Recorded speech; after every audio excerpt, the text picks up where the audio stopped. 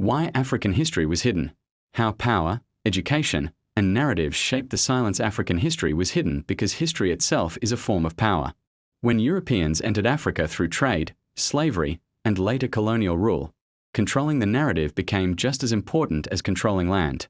A people who know their past are harder to dominate.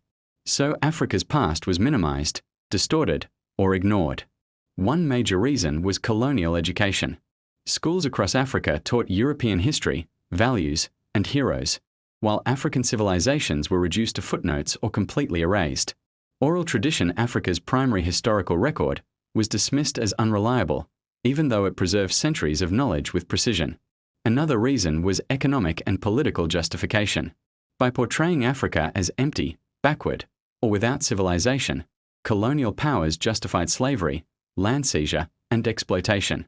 African achievements in governance, science, architecture, and trade challenged these claims, so they were buried.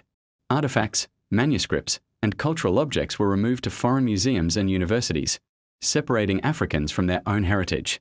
Even after independence, many African nations continued using colonial textbooks and systems that repeated the same narratives.